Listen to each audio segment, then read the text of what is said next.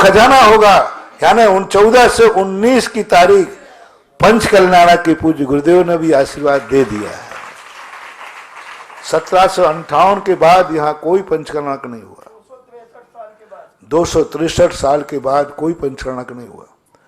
कुछ छोटे मोटे हुए तो बड़े विवादास्पद थे, वो पंचकर्णक ही नहीं थे, उनका पंचकर्णक का रूप ही नहीं था। अब 1758 के बाद अब पहला पंचकर्णक होगा यहाँ पर, जिसमें त्रिकाल चौबीसी होगी, जिसमें एक ऐसा मंदिर बनेगा जो भारत में अभी तक नहीं है, जो अभी तक नहीं है। क्योंकि मेरी आदत है कि हर कार्य में लिखा जाए विश्व में प्रथम बार, विश्व में प्रथम बार। मैं हर चीज में ढूंढता हूं, कोई ऐसी चीज ढूंढो उसमें जो विश्व में प्रथम बार शब्द लिखा जाए। तो विश्व में प्रथम बार हो रहा है भगवान महावीर स्वामी के निर्माण के बाद 2500 कितने साल निकल गए,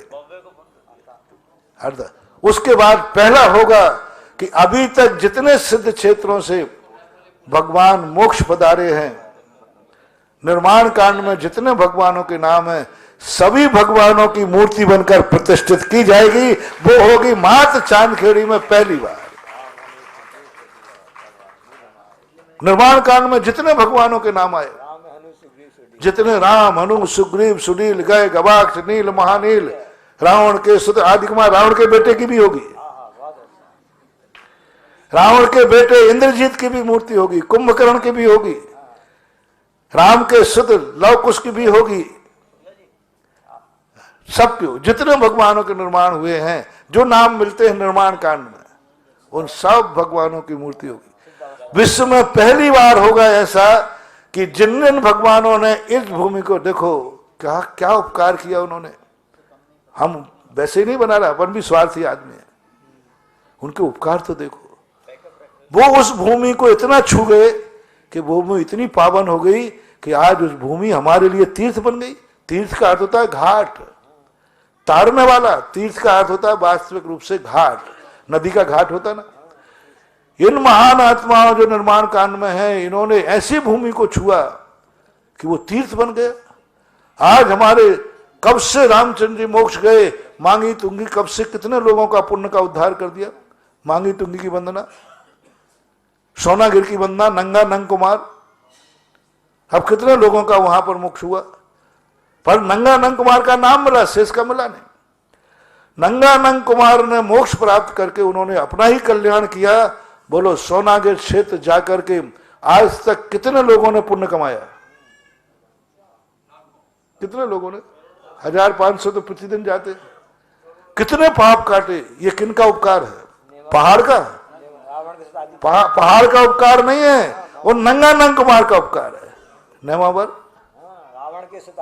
रावण के सुत। अब इंद्रजीत रावण को तुम पापी कहते, अरे कहो पापी रावण को, उसके बेटे का तो उपकार मानो। जो आज नेमावर आचार्य श्री का सबसे प्रिय क्षेत्र, नेमावर सिद्ध क्षेत्र, महाराज जी के चतुर्मास हुए, कितना बड़ा पुण्य। ये सारा उपकार किसको जाता है? इंद्रजीत को जाता है।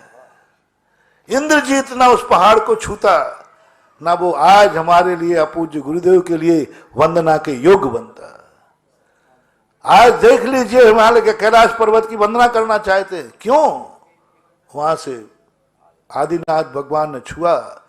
इन्होंने और कुछ दिया हो या ना दिया हो, लेकिन हमें इतनी पावन भूमि करके दे गए कि तुम मुझे तो नहीं छू पाए, जिस भूमि को मैंने छुआ है जाओ उसको भी छूते रहोगे तो वही पुण्य पाते रहोगे जो मुझे छूने का मिलता है।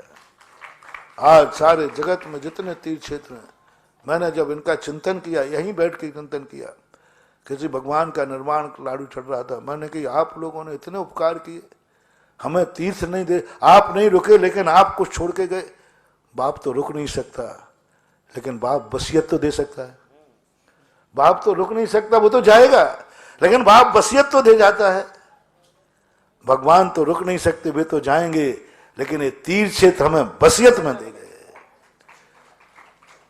पिता कुछ नहीं, पिता तुम्हारा साथ नहीं दिया लेकिन वसीयत दे के गया, तो क्या उपकार नहीं है? बड़ी सही उपकार तो महाराज वसीयत ही, वो जाए तो जाए, वसीयत तो काम की। आज हमें ये तीर्थ क्षेत्र दे के गए, सिद्ध क्षेत्र।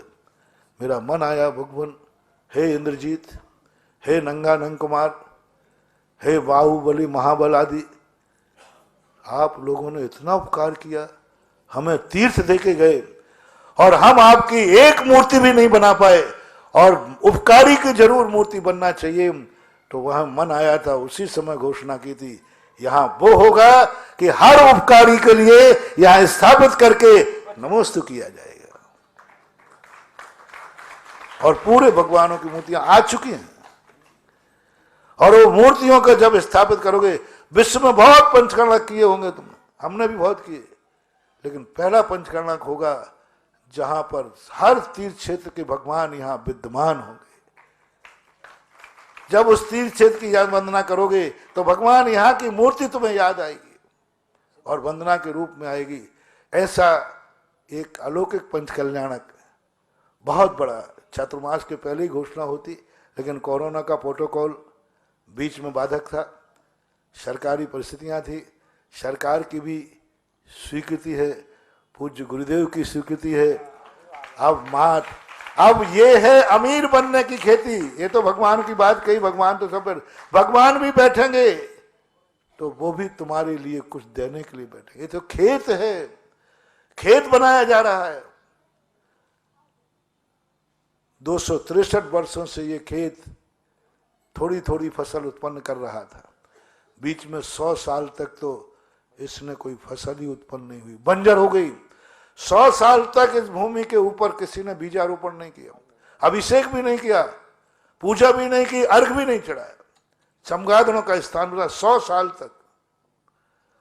100 साल के बाद खेत को थोड़ा सा उर्वरा बनाने का प्रयास किया और अब तो मैं ऐसा उर्वरा बनाना चाहता हूं 14 तारीख से 19 तारीख के बीच में कि जब तक सूरज चांद रहे तब तक ये गरीबों को अमीर बनाता रहे। अब उस दिन में, उन दिनों में आपको, मैंने पहले ही कहा, अमीरी बनने का खेती है दान। बंधु दुनिया लाख उपाय करना, कितनी माला फेरना, कितनी कुछ करना, दान के बिना आज तक कोई अमीर बना नहीं, बन नहीं रहा और बनेगा भी नहीं।